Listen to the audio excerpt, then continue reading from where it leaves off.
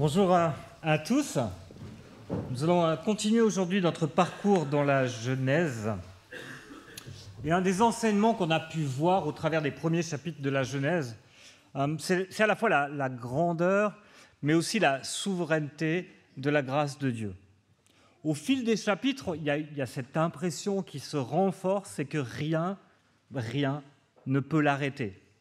Et finalement, ni la faiblesse, ni le péché des hommes n'entravent à aucun moment à ce que Dieu veut accomplir.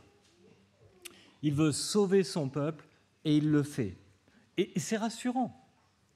Et on a besoin d'être rassuré. Rien dans notre vie ne peut empêcher Dieu d'agir et d'accomplir son plan envers nous. On a besoin d'être rassuré. Mais des fois, dans notre esprit, pourrait naître une pensée qui dirait « Bon alors finalement, peu importe ce que je fais, peu importe si je me comporte bien ou mal, de toute façon, ça n'a aucune conséquence sur ce que Dieu est en train de faire. » Et le texte d'aujourd'hui vient mettre un petit coup de frein à cette façon de penser. Si Dieu reste engagé envers nous, s'il accomplit sa promesse en nous délivrant des conséquences éternelles de notre péché, il ne nous en délivre pas forcément des conséquences terrestres. Imaginez, demain matin, tranquillement, vous partez faire vos courses et vous vous arrêtez au passage à la banque. Et là, au lieu de gentiment retirer votre argent au distributeur, comme chacun le fait, vous entrez, vous menacez la personne au guichet pour qu'elle vous ouvre le coffre. Vous irez en prison, pas en enfer. Dieu vous délivre des conséquences éternelles de votre péché, mais pas forcément des conséquences terrestres. Et c'est ce que je voudrais voir avec vous ce matin.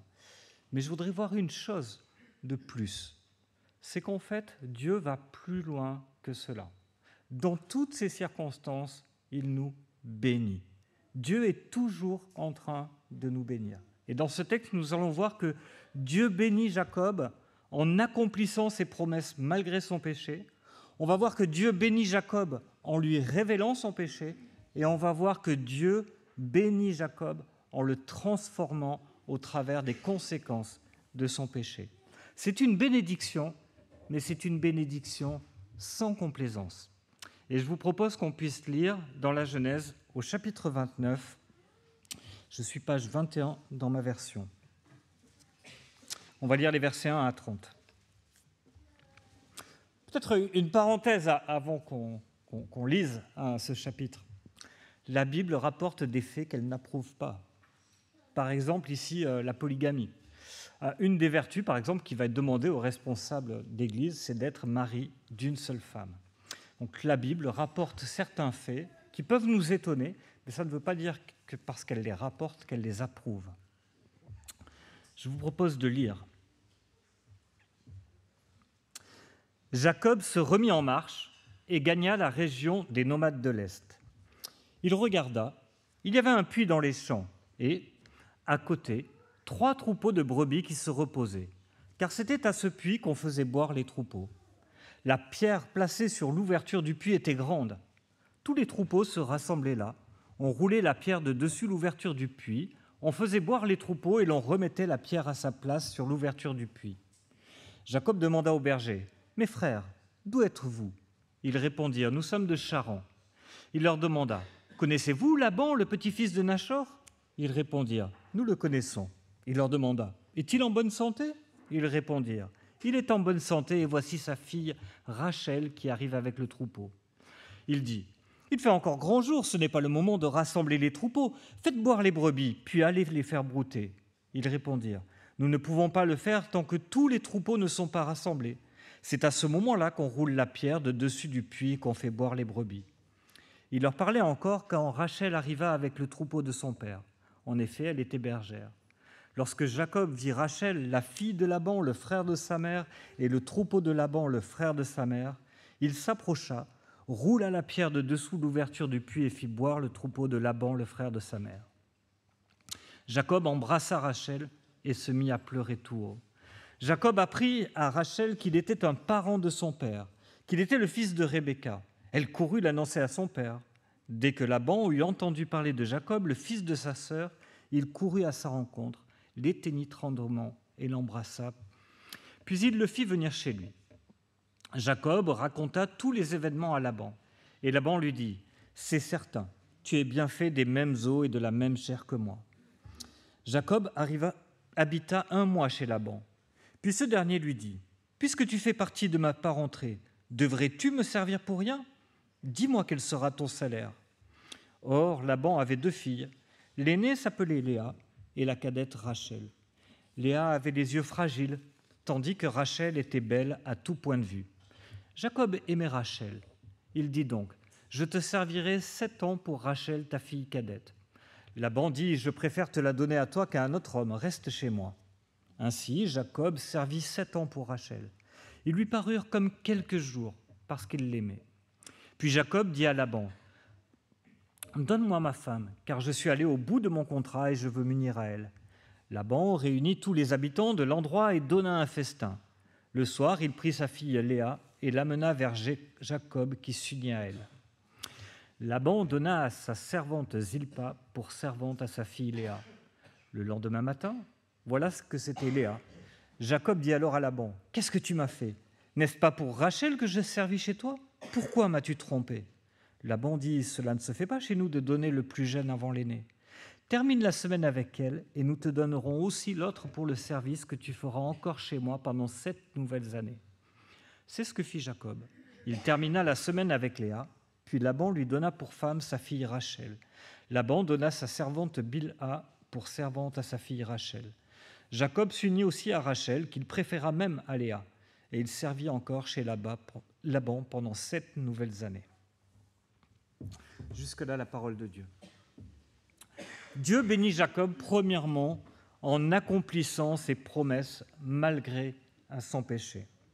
Pour ceux qui auraient manqué peut-être les épisodes précédents, Jacob a volé la bénédiction qui était normalement due au fils aîné, Ésaü. Et suite à cela, il a dû s'enfuir. Et la semaine passée, au milieu de son voyage, Dieu est venu à sa rencontre. Vous savez, ce rêve avec une échelle. Et Dieu lui a renouvelé ses promesses. Et la première chose que nous lisons dans ce texte, c'est finalement la façon dont Dieu accomplit ses promesses qu'il a renouvelées envers Jacob. On n'a pas tous les périples du voyage qui nous sont racontés. Au contraire, c'est comme si l'auteur voulait nous faire sentir que Dieu est aux commandes de ce voyage. Suite à son arrêt, où il a eu sa rencontre avec Dieu, Jacob est reparti. Et la première chose que l'on apprend, c'est qu'il va vers l'Est. Et la direction vers l'Est dans la Genèse n'est pas anodine. Après la chute, Adam et Ève quittent le jardin. Ils le quittent par l'Est et ils vont vers l'Est. Et Dieu place des chérubins qui les empêchent de revenir en arrière. Après avoir tué son frère, Dieu bannit Caïn et il s'éloigne vers l'Est. Les hommes vont encore plus à l'Est, au temps de Babel, et ils y construisent une tour qui les oppose à Dieu. Lot choisit d'aller à l'Est, vers Sodome. Abraham donne tout ce qu'il possède à Isaac et envoie les fils de ses concubines loin d'Isaac vers l'Est. Dans la Genèse, à chaque fois qu'on va vers l'Est, c'est un contexte de jugement, de vanité, d'éloignement de Dieu. Et à cause de sa tromperie, à cause du vol de la bénédiction de son frère, Jacob est en fuite. Il va vers l'Est. Il s'éloigne de Dieu. Il s'éloigne de la promesse. Il n'aurait pas dû faire ce voyage. Son père, Isaac, n'a pas eu à faire ce voyage. Un serviteur est allé chercher la femme qui lui était promise et la ramener dans le pays promis. Et pour ce voyage, ce voyage est un peu différent en fait, parce qu'il est aussi inclus dans la bénédiction de Dieu qui s'est engagé envers lui en disant « Je suis moi-même avec toi, je te garderai partout où tu iras, je te ramènerai dans ce pays, car je ne t'abandonnerai pas tant que je n'aurai pas accompli ce que je te dis. » Malgré son péché, à cause de son péché, Jacob quitte la terre promise, mais Dieu va utiliser son jugement pour bénir Jacob et assurer le succès de son voyage. À tel point qu'au verset 2, il avance vers l'est, et puis tout d'un coup, il voit un puits, et puis des bergers et un troupeau. Et Jacob semble un peu perdu, il demande à ses bergers, mais vous êtes où? De Charan, là où il veut aller. Et puis tout de suite, il pose une autre question. Et vous connaissez là-bas? Oui, bien sûr. Et voici sa fille Rachel. Fin du voyage. On passe de l'Est, un peu vague, de la fuite. Si je vous dis que j'habite dans l'Est de la France, vous ne me demandez pas « Et tu connais Monsieur Duchemuche ?» Il y a vraiment ce vague, et puis tout d'un coup, il est là exactement au bon endroit, là où il devait aller, près du puits. En fait, il ne peut pas ne pas faire le lien avec le voyage du serviteur d'Abraham qui a fait le voyage pour ramener sa mère. Et Moïse, l'auteur de la Genèse, veut bien qu'on fasse le lien entre ces deux voyages. Le héros ou son représentant se trouve dans un pays lointain. Il s'arrête près d'un puits. Une femme vient abreuver les troupeaux de son père. Le héros lui permet d'accéder à l'eau. La femme le ramène à la maison et rapporte leur rencontre. Le héros est accueilli avec joie et un mariage conclut l'histoire. C'est la fin du voyage. Jacob embrasse Rachel. C'était vraiment pas la coutume, les hommes s'embrassaient entre eux, mais pas une femme. Il embrasse Rachel, il a cette idée dans la tête. Son voyage est accompli et il pleure. Et c'est le coup de foudre. Jacob voit Rachel et tout de suite, regardez ce qu'il fait. Il dit au berger, faut pas traîner là, donnez à boire à vos bêtes et puis au pâturage. Les bergers lui disent, mais non, il faut que tous les troupeaux soient rassemblés. Et Jacob, il n'en a que faire. Dès que le troupeau de Rachel est arrivé, il roule tout seul la pierre, ce qui semblait un exploit. La motivation de l'amour donne des forces, semble-t-il. Et il s'empresse de faire boire le troupeau de Rachel. Il paraît vouloir un peu expédier l'affaire. Et il n'est pas seul, parce que Rachel court vers son père, Laban court à leur rencontre, il l'accueille avec joie, il le reconnaît. Tu es de la famille, tu es fait des mêmes os, de la même chair que moi. Une expression qui nous rappelle l'alliance entre Adam et Ève. Il y a déjà quelque chose qui sonne comme un mariage. L'histoire, finalement, semble aller aussi vite et aussi bien que celle avec le serviteur d'Abraham. Mais Dieu, finalement, ne semble pas en avoir fini avec lui. Il va continuer de le bénir, il va continuer de prendre soin de lui, mais cette fois-ci, en lui révélant son péché. Le péché nous aveugle de bien des manières. Ça ne signifie pas qu'on est toujours inconscient de notre péché, mais parfois ça signifie simplement qu'on minimise sa gravité, que l'on ne parvient plus à en saisir le poids, qu'on le relativise, qu'on l'excuse. Jacob avait des excuses. Déjà, son frère n'était pas très attaché aux promesses de Dieu. Il a vendu son droit d'aînesse pour un plat de lentilles. Alors, est-ce que prendre quelque chose à quelqu'un qui ne le veut pas vraiment, est-ce que c'est vraiment du vol? Puis, il n'était pas tout seul dans cette histoire-là. C'est sa mère qui l'a incité. C'est sa mère qui a comploté. Est-ce qu'on ne doit pas honorer nos parents? C'est elle qui a tout calculé. C'est elle qui a tout arrangé. C'est elle qui a tout fait, le repas, le déguisement. Jacob a des excuses. On a toujours des excuses. Vous savez, ça commence jeune. C'est lui qui a commencé. Et combien de fois est-ce que nous disons « Moi, je voudrais bien, mais c'est lui, c'est elle. Je me suis mis en colère, mais tu as entendu ce qu'elle a dit ?»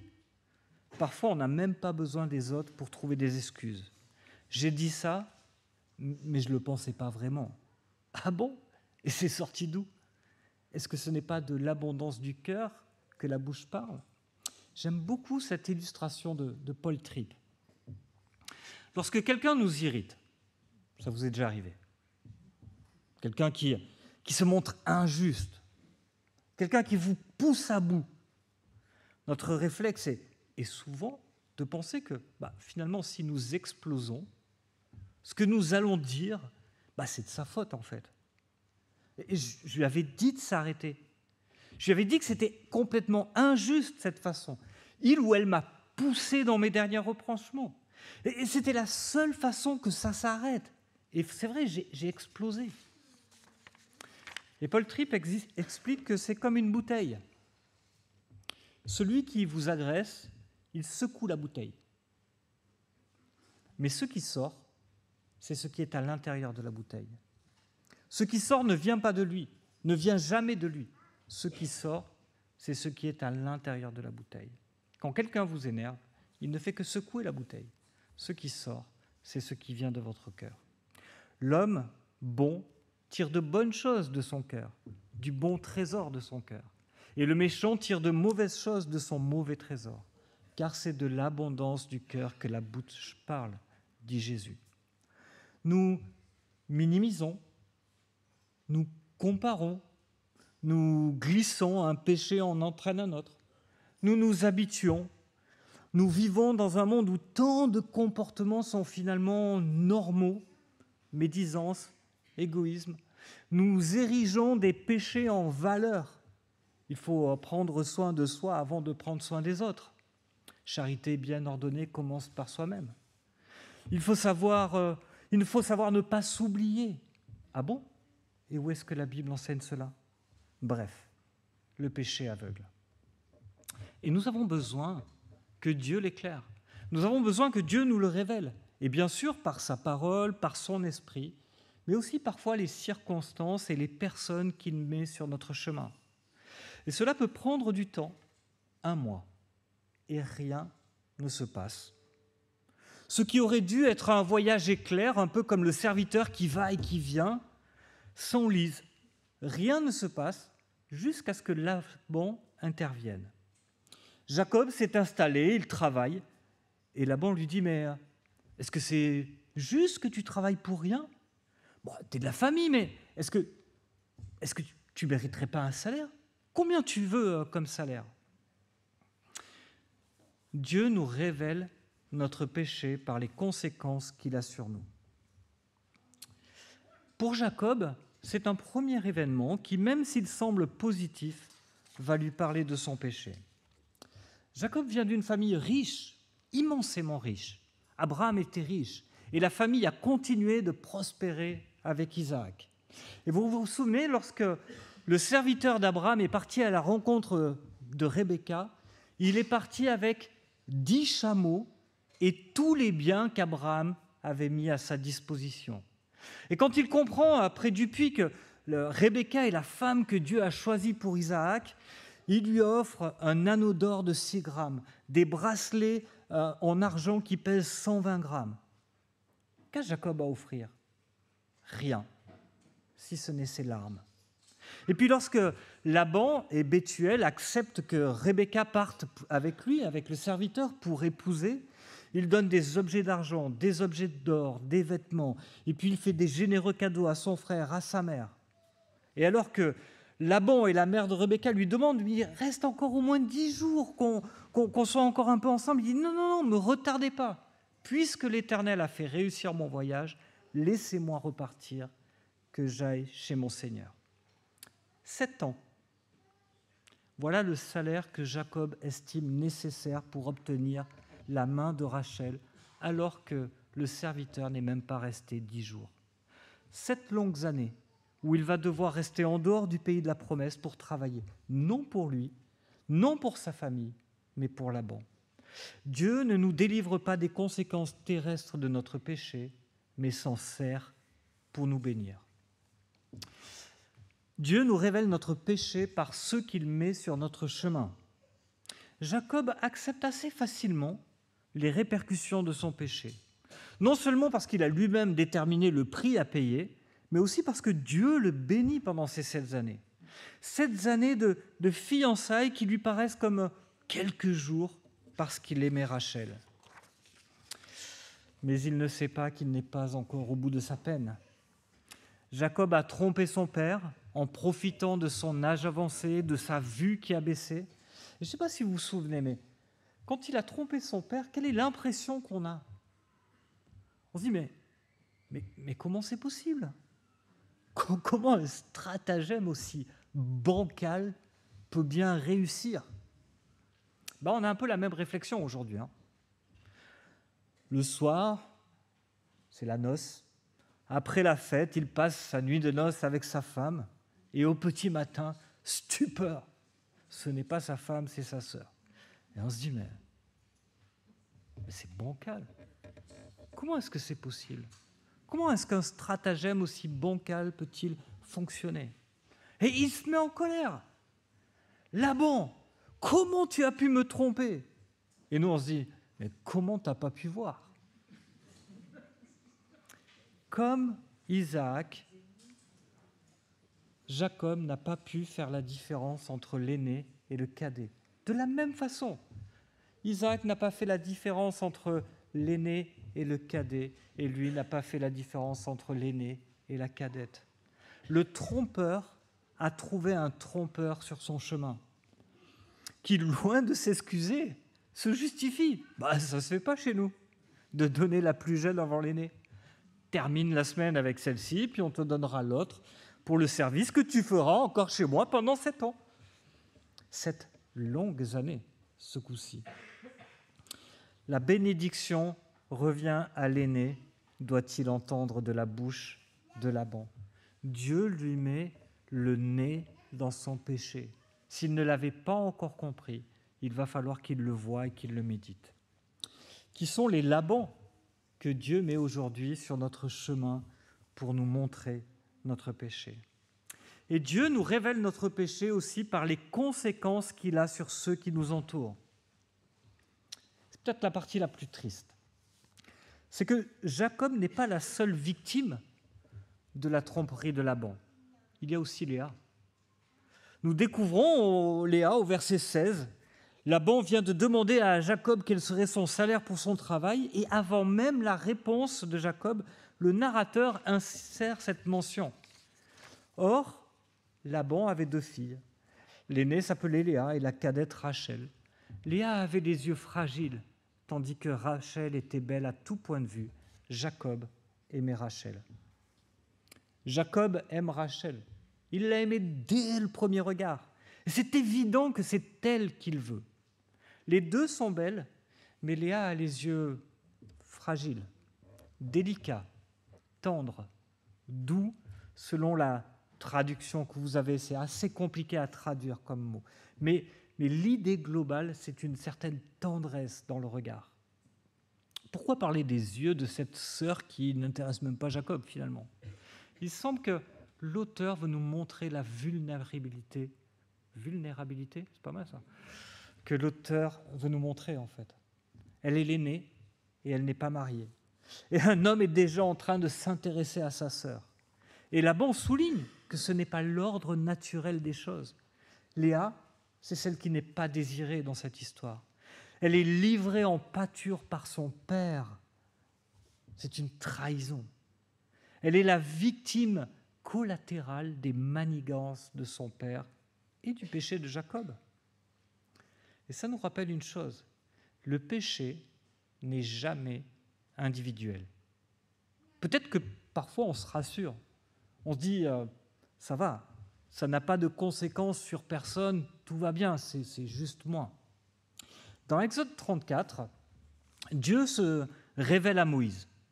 Et quand il se révèle à Moïse, il lui fait une déclaration un peu étonnante. Il lui dit « L'Éternel est un Dieu de grâce et de compassion, lent à la colère, riche en bonté et en vérité. » Jusque-là, ça va. Il garde son amour jusqu'à 1000 générations. Jusque-là, ça va très bien. Il pardonne la faute, la révolte et le péché. Génial. Mais il ne traite pas le coupable en innocent. Il punit la faute des pères sur les enfants et les petits-enfants jusqu'à la 3e et à la 4e génération. Et on se dit, oh, qu'est-ce qui se passe? 2 choses. Le péché n'est jamais individuel. Et ici, Dieu montre que nos péchés ont des conséquences sur nos enfants et sur nos petits-enfants. 2e chose, la grâce de Dieu est plus grande, de façon incomparable. 3 ou 4 générations sur lesquelles le péché a des conséquences sont à comparer aux 1000 générations. Et le 1000 dans la Bible est un chiffre souvent qui veut nous parler d'infini, d'éternité. Je suis tombé cette semaine à la radio sur une émission dans laquelle une auditrice racontait que pendant ses vacances, elle s'était mêlée aux clients d'un hôtel de luxe. Donc elle n'avait pas payé, mais elle était mêlée. C'était un hôtel luxueux sur une plage ou quelque chose comme ça. Et elle en avait profité toute la semaine pour, quand elle allait se baigner, d'aller prendre sa douche à l'hôtel, voler une serviette. Et puis, comme elle a vu que personne ne disait rien et que tout se passait bien, elle s'est allée s'incruster au buffet pour manger tranquillement. Et finalement, tout ça au nez et à la barbe de tout le monde. Et ça faisait rire les animateurs. Et à tel point qu'une animatrice, un peu gênée, finit pour dire « Non, mais dans cette émission, on ne veut pas vous encourager à voler non plus. » Et tout de suite, un animateur a nuancé, il a dit « Bon, tant qu'on vole qu'aux riches, c'est pas grave. Voler aux pauvres, c'est mal. Mais voler aux riches, ça passe. Il n'y a pas de conséquences. Qu'est-ce que ça va changer pour eux, 3 serviettes et un buffet ? Dieu condamne le vol, point. Plus proche de nous peut-être, quand nous sommes médisants. On est assez sage ou pas assez bête pour le faire quand la personne n'est pas là. Et finalement, il n'y a pas de victime tant qu'elle n'est pas au courant. Bien sûr que si. Si vous entendez dire que quelqu'un est radin, ou qu'il est pénible, ou qu'il a dit ceci ou cela, en fait, cela change la perception et les relations que vous avez avec lui. Si vous entendez dire qu'un prédicateur est pénible à écouter, il vous sera peut-être plus difficile de l'écouter le dimanche d'après. Il aurait peut-être mieux valu aller lui dire directement qu'il est pénible à écouter. Et puis, il y a des péchés cachés, ceux pour lesquels on est vraiment, vraiment, vraiment tranquille. Personne ne le sait. C'est même pas la médisance où il y a un témoin. Là, personne ne le sait. Personne ne peut être impacté. L'amertume, c'est secret. C'est au fond de notre cœur. Le non-pardon, c'est secret. On n'en parle pas. Personne ne le sait. L'amertume, le non-pardon que nous laissons grandir dans notre cœur a toujours des conséquences sur ceux qui nous entourent, y compris avec des gens qui ne sont pas du tout concernés. Vous avez de l'amertume avec votre mari et ce sont vos enfants qui trinquent. Regardez de la pornographie, mais vous êtes sage. Vous faites ça seul, dans votre coin, sans que personne ne le sache. Pas de conséquences, c'est juste entre vous et l'écran. Vous êtes sûr ? Vous êtes sûr que les relations avec votre conjoint seront les mêmes après ? Vous êtes sûr que votre regard, votre pensée sur l'amour et sur la sexualité sera la même après ? Le péché n'est jamais individuel. Il y a toujours des victimes collatérales. Le péché contamine tout ce que nous touchons. Il fait toujours des victimes. Mais la grâce de Dieu est plus grande. Et nous pouvons prier Dieu pour qu'il nous pardonne et qu'il limite les effets de nos péchés sur ceux qui nous entourent. Et on verra que Dieu, dans la suite, prendra soin de Léa. Et dernièrement, Dieu bénit Jacob en le transformant avec les conséquences de son péché. Et une des choses que nous voyons, c'est que Dieu utilise finalement les conséquences de notre péché pour nous juger, mais dans le but de nous changer. Et avec Gabriel, actuellement, on lit 2 Samuel. Et je ne me rappelle plus, mercredi ou jeudi, on a lu le chapitre 16. Et dans le chapitre 16, c'est cet épisode où Absalom, donc le fils de David, se révolte contre son père. Il le pousse à fuir et puis il s'installe dans le palais. Et il y a cette scène qui est absolument stupéfiante où il va coucher sur la terrasse du palais avec 10 femmes de second rang de son père qui étaient restées au palais. Et j'avoue qu'en lisant ça avec mon fils, je ne savais pas trop quoi lui dire. Je dis, mais pourquoi? Pourquoi ça? Et en fait, vendredi, je suis retombé sur un texte qu'on avait lu quelques jours avant et je n'avais pas fait attention. 2 Samuel 12, 4 chapitres avant. À ce moment-là, David est au plus haut de son règne. Il est au plus haut de son règne parce qu'il a vaincu à peu près tous les ennemis. Bon, il y a encore quelques guerres sporadiques, mais il ne se déplace même plus. Il n'est plus ce soldat dont on criait il a tué 1000, lui il a tué ses 10 000, etc. Il est chez lui au palais confortablement. Et vous savez où il est au palais? Sur la terrasse. Et de la terrasse, il a une belle vue. Il a une belle vue sur la femme d'en face. Il voit Beth-Shabée. Il la convoite. Il couche avec elle. Et puis, quelques jours plus tard, il apprend qu'elle est enceinte. Alors, comment régler ça? Eh bien, il fait assassiner son mari. Et il déguise son meurtre en fait de guerre. C'est bien caché. Personne ne le sait.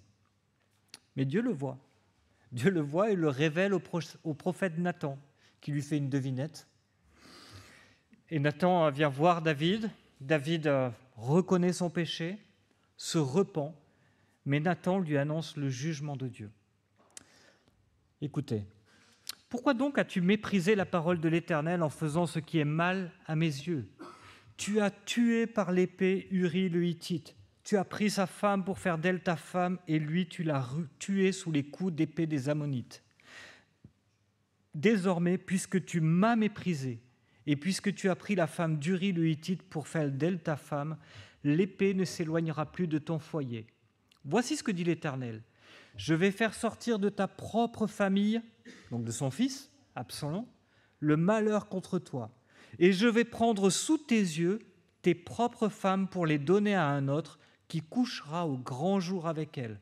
En effet, tu as agi en secret, mais moi, c'est en présence de tout Israël, en plein jour, que je ferai cela. Le malheur de David n'est pas seulement la conséquence naturelle de son péché, il est aussi le juste jugement de Dieu. Vous savez, le roi David, c'est le grand roi. C'est celui auquel seront tous comparés ceux qui suivront.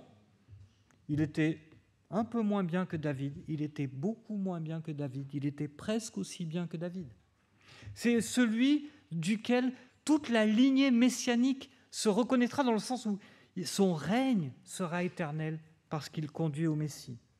Eh bien, David est entaché de honte aux yeux de tout le peuple. Dieu dit, je vais faire sortir de ta famille le malheur contre toi. Pourquoi? Parce que Dieu nous sanctifie, parce que Dieu nous transforme peu à peu, lentement, par son jugement, en ne nous délivrant pas des conséquences de nos péchés. Et ça doit nous encourager, parce que ça veut dire aussi que le jugement de Dieu n'est pas vain. Dieu nous façonne peu à peu, jour après jour. Dieu pourrait nous changer finalement du jour au lendemain, en fait. Et il le fera. Lors de son retour, nous serons changés en un clin d'œil. Mais dans sa sagesse, il a choisi de ne pas le faire et de le faire pas à pas. Comme un arbre qui, au fur et à mesure que ses racines s'enfoncent plus en plus profondément dans la terre, il grandit extérieurement et finit par donner du fruit. De la même façon, Dieu nous ancre à lui. Il nous émonde, il nous travaille, il nous fait quelquefois souffrir à cause de notre propre péché.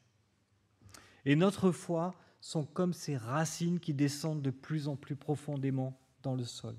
Peu à peu, au fil de la vie, des circonstances que Dieu permet, nous changeons. Bien souvent, ça ne se voit pas, mais nous changeons. Et c'est le modèle de croissance par la foi. Pour Jacob, 7 ans pour Rachel, 7 ans pour Léa suite à sa tromperie, 6 ans pour retrouver la prospérité perdue. Jacob va passer 20 ans au service de Laban. Moïse sera 40 ans, Paul 3 ans en Arabie. Dieu a pris son temps avec ces hommes de foi, il les a confrontés à leurs fautes et il les a fait grandir. Quelques mots pour conclure.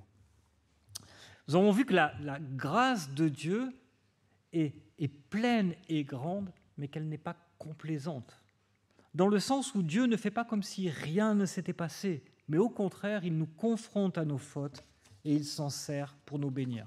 Et c'est un peu comme si vous rentriez dans la chambre de votre fils et vous découvrez là qu'il s'est entraîné avec ces beaux marqueurs sur l'armoire toute neuve. Vous pouvez toujours faire comme si rien ne s'était passé. Est-ce qu'il va grandir? En fait, j'ai rien vu, tout va bien. Mais vous pouvez aussi vous baisser, aller jusqu'à lui, vous mettre à sa hauteur, lui montrer la faute et le corriger, par exemple en lui faisant repeindre l'armoire, pour le faire grandir. La grâce de Dieu n'est pas sans complaisance, elle n'ignore pas notre péché. Mais c'est aussi une grâce réelle, elle ne nous donne pas ce que nous méritons. Des milliers d'années plus tard, Dieu va envoyer son Fils dans ce monde. Et son nom, c'est Jésus. Et Jésus va vivre sur cette terre justement sans jamais pécher. Ce n'est pas un trompeur. Il va vivre une vie parfaite. Il ne va jamais mentir, jamais tromper, jamais rien. Mais il va mourir, condamné sur une croix. Condamné non à cause de ses fautes, mais à cause des nôtres. Des nôtres à nous tous ici.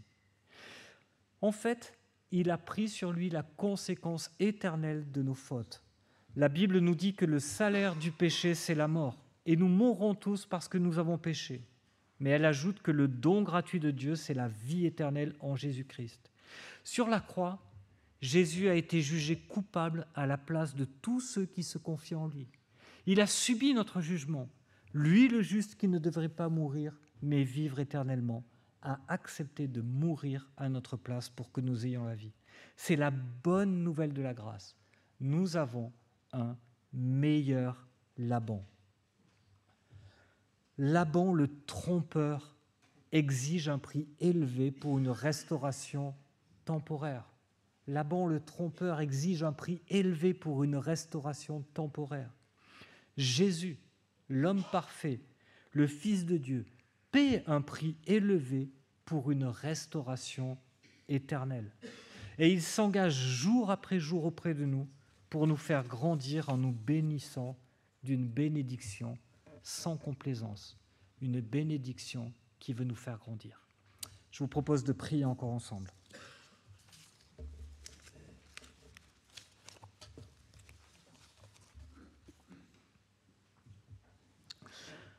Oui, Seigneur, Philippe l'a rappelé ce matin en disant que tu es pour nous un père. Et un père qui ne corrige pas ses fils est un mauvais père. C'est un père qui n'aime pas ses enfants. C'est un père qui les abandonne à ce qu'ils sont. Or, toi, tu nous aimes au point de venir à nous tels que nous sommes, mais aussi au point de ne pas nous laisser tels que nous sommes. Tu veux nous transformer. Tu veux nous rendre semblables à toi. Et c'est cette bénédiction sans complaisance que nous voulons voir dans nos vies. Aide-nous à remarquer dans ta parole, par ton esprit, par les circonstances que nous vivons, par les gens qui nous entourent, quelles sont nos fautes, quels sont nos manquements, quelles sont nos faiblesses, pour que en toi nous puissions grandir, en toi nous puissions affermir notre foi, en toi nous puissions être transformés. La transformation ne vient pas de nous, jamais. Mais toi, tu peux le faire par notre esprit, en nous faisant vivre la vie que nous vivons. Merci pour cette bénédiction. Merci parce que ce n'est pas une bénédiction facile qui nous laisse faire ce que nous voulons, mais c'est une bénédiction qui veut nous transformer pour devenir un parfait comme toi, tu es parfait. Ce ne sera pas sur cette terre, mais ta promesse, c'est que ce sera dans l'éternité. Sur cette nouvelle terre où il n'y aura plus de larmes, plus de péché, plus de mal, plus de mort, plus de deuil. Et nous nous réjouissons de ce jour où ta bénédiction aura accompli son œuvre de manière totalement parfaite. Et en attendant ce jour, nous voulons grandir avec toi. Au nom de Jésus-Christ. Amen.